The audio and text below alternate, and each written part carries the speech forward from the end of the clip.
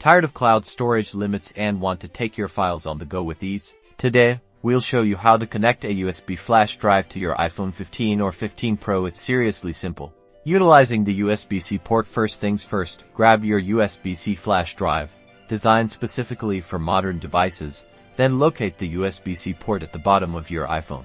Now, it's time to connect your flash drive. Simply plug the USB-C connector of the flash drive directly into the USB-C port on your iPhone. It should fit snugly. You should see a brief notification.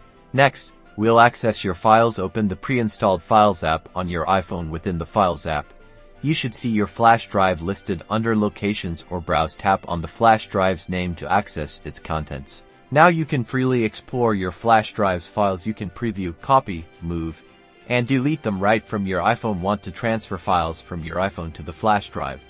Simply locate the files in your iPhone's storage. Select and choose Move or Copy, then select your flash drive as the destination.